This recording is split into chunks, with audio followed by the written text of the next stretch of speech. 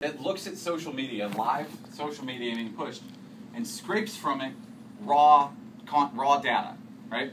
And so someone comes along and says, I want to run an archive on this particular text. Say it's the word Kiev right now, right? I want to be able to archive everything that people are saying in social media around the word Kiev, the kind of keyword there. And so it'll scrape all social media, as it's Facebook and Twitter and everything else, and pull out all the relevant data that's connected to Kiev.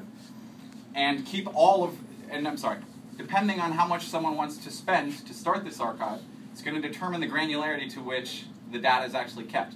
Do we just keep the big ideas? What are the most popular concepts and sentences that are being said around Kiev right now, and it's really inexpensive?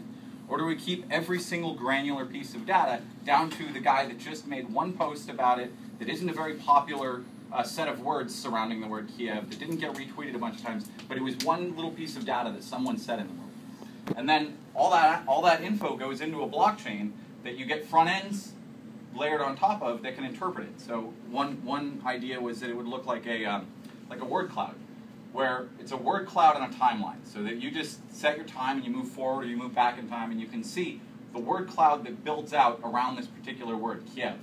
At one point, the word sniper became really popular. And another point, Russia became really popular. Another point, Putin became really popular. And as you get more and more granular, you can start zooming in on those word clouds and start seeing the actual things people are saying around them. So if you extrapolate from that, basically what you're ending up with is a history book of what people are actually saying in real time. And you could make the argument that, so another use of this, of the concept of floor and coin, was like a live Twitter, a Twitter that could never be deleted. But the downside to that is that people have to actively choose to submit to that one particular version of Twitter, the floor and coin Twitter. The idea behind this is that people are paying for the scraping service to actually take all that self-published information that everyone's putting out into the world and record it into this blockchain that can never be edited.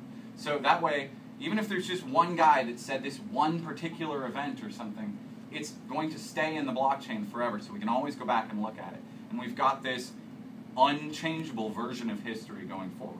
That once someone is paid for an archive to be created, you'll just set the rules. How granular do I want it? How long do I want it to run?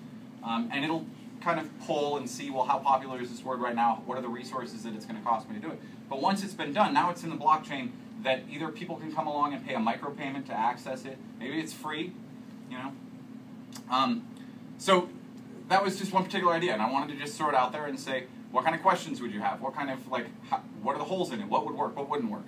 Not because I'm trying to benefit from y'all's brains, because I want us all to just kind of have a real-world concept to work around. And if this is something that we ultimately end up developing, it's definitely something that we want to do as an open-source blockchain, to where we give it to the world and it becomes kind of a way to keep history and to trust history. And the reason we named it Alexandria, I don't know if anyone's heard, or if many of you heard, all the stories of the Library of Alexandria was supposed to keep all ancient knowledge, all historical knowledge up until a point, and then the Romans went and burned it, and all that knowledge was destroyed. And whether that was true or not, we don't really know, but it was a good myth, you know. And there's a lot more recent examples of this, obviously. I'm sure a lot of us can think of them, or even just the fact that there are parts of the world where you just can't get any access to knowledge whatsoever.